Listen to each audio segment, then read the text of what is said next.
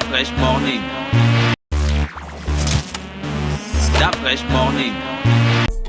Vous êtes sur les 104.5 Urban FM, la station urbaine. On est avec Gina pour le petit clin de civique. Tu as dit qu'on revenait sur les inondations, c'est ça? Oui, ce matin on parle des inondations. Et pourquoi on en parle? Parce que je pense que si vous vous êtes levé ce matin et que vous avez dormi d'une oreille un peu attentive hier soir, vous avez dû remarquer qu'il y a eu une pluie hier soir et qu'il y a eu une pluie ce matin et que pas plus tard que dimanche, il y avait une très grande pluie sur Libreville qui a d'ailleurs fourni du contenu vidéo à plusieurs vidéastes amateurs qui voulaient capturer les moments, les résultats ou l'impact de cette pluie avec les différentes zones inondées. Et donc, les films sont disponibles sur Facebook et vous pouvez, si vous avez envie d'y jeter un coup d'œil, les regarder. Donc vous avez certaines zones comme cette vidéo impressionnante du marché de Montbouet où l'eau arrivait littéralement à la poitrine aux hanches d'un homme adulte de taille normale. Et puis vous avez aussi ces vidéos de zones un peu particulières comme Iaï où la dernière fois qu'il y a eu une pluie, on avait cet élève qui marchait sur une barrière en béton avant bien entendu de faire un plongeon directement sur ce qui en réalité est la chaussée, mais à cet endroit-là c'était devenu une véritable piscine. Et c'est sans compter avec bien entendu la zone d'Awenje où juste en face de ce nouveau Prix-Import, à chaque fois qu'il y a une pluie, c'est une véritable piscine olympique qui se forme là où même les 4x4 ne peuvent pas passer. Alors des exemples tels que ceux-ci, on pourrait en citer encore et encore. Ça part d'Ovando en passant par les PK, par le marché, en arrivant à Lui, en passant par la Sablière jusqu'à Kanda et le Cap. Bref, personne n'est épargné dans cette affaire d'inondation. Et la grande question que tout le monde se pose, c'est pourquoi depuis autant d'années, on ne parvient pas à venir à bout de la question des inondations. Et puis j'étais en train de chercher ce matin, je me disais, mais comment en fait sortir de ça? Et la plupart des articles que je regardais me mettaient en avant le fait qu'en réalité, il faut en fait construire des bassins versants à Libreville. Et en faisant des recherches sur la construction de ces fameux bassins versants, je suis tombée sur un article de l'AFD, donc afd.fr. Franchement, vous pouvez y aller, c'est disponible en ligne. Et c'est dit que du 1er janvier 2004 au 1er janvier 2014, donc 1er janvier 2004, date du début du projet, 1er janvier 2014, date de fin de projet, donc 10 ans de durée de financement. L'AFD a financé la construction d'infrastructures de drainage de 3 bassins versants à Libreville, ainsi qu'une étude du schéma directeur d'assainissement de Libreville portant sur le drainage pluvial et l'assainissement des eaux usées. Coût du financement? Ça doit être 40 milliards. Alors, 40 milliards, là, tu es quoi, en francs CFA ou en euros? En francs CFA, bien sûr. Ok. Donc, coût du financement sur le même site de l'AFD sur lequel je suis, 37 500 000 euros. Donc, toi, tu as dit 40 milliards? En fait, c'est 24 milliards. Voilà, 24 milliards de francs CFA. J'étais pas loin. Et c'était dit dans les impacts, c'est toujours disponible sur cette page. Impact, donc, ces réalisations ont pour but de, numéro 1, améliorer les conditions de vie des populations en réduisant le risque d'inondation et en améliorant les conditions d'hygiène.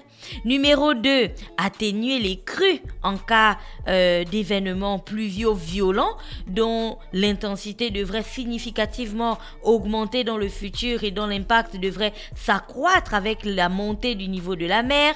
Et numéro 3, pérenniser les investissements en les adaptant à la croissance du Gabon et au changement climatique.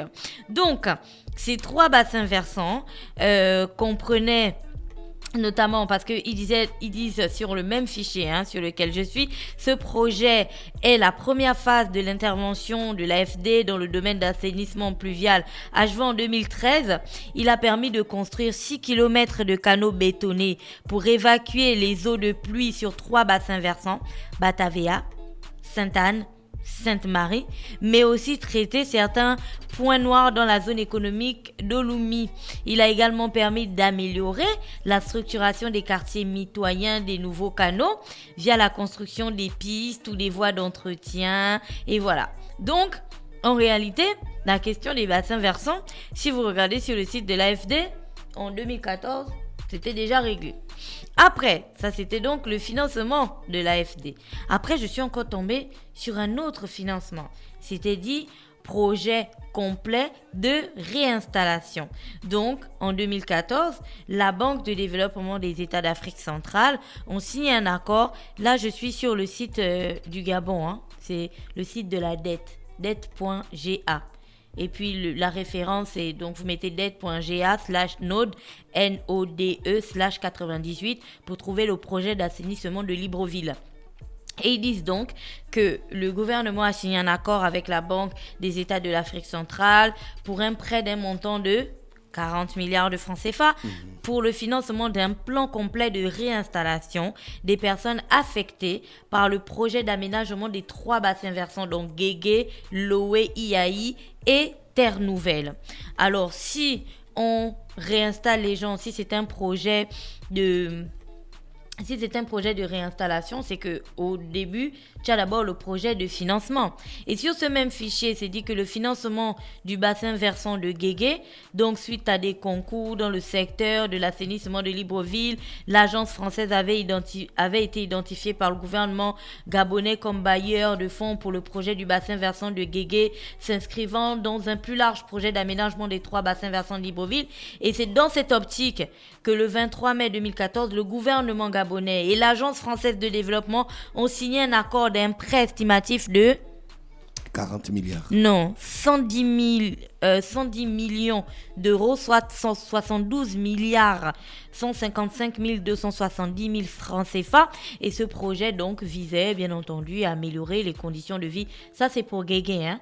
Après vous avez celui de Terre Nouvelle. Bref, je vous invite à aller le lire. Pourquoi je tenais quand même à vous présenter ça aujourd'hui? Parce que il faut que nous tous nous comprenions que la problématique des inondations au Gabon n'est pas quelque chose de nouveau. Numéro 2, n'est pas en fait une sorte de tâche que l'on ne pourrait pas réaliser tellement elle est monstrueuse et elle est herculéenne. En réalité, on a des pistes de solutions, on sait exactement comment régler la question des inondations. Et si je parle juste de la question du bassin versant de comment il s'appelle, de Nzayon, si je parle uniquement de la question du bassin versant de Nzayon, tu vas voir que il t'envoie tu vas voir des articles qui te disaient que le bassin versant de Nzayon était en cours de finition. Sauf qu'à ce jour, on ne sait pas où on en est. Je ne sais pas si tu as fait un tour à Nzayon ces derniers temps. Nzayon ressemble à un véritable champ de ruines, tu vois. Donc je pense que c'est très important que l'on regarde cette question des bassins versant avec beaucoup plus d'attention, parce qu'il y a littéralement des personnes qui perdent tout à la moindre pluie et qui sont littéralement terrorisées par la pluie. Dès que la pluie approche, c'est fini, on est déjà en panique, tu vois. Et c'est une question qu'on est tout à fait capable de régler. Voilà, c'était tout pour aujourd'hui. Merci Gina qui était avec nous ce matin sur les 104.5 Urban FM, la station urbaine, pour revenir sur les inondations. Tu as beaucoup plus parlé des 40 milliards que des inondations. Non, parce que les 40 milliards en question permettent le financement des bassins versants pour éviter les inondations.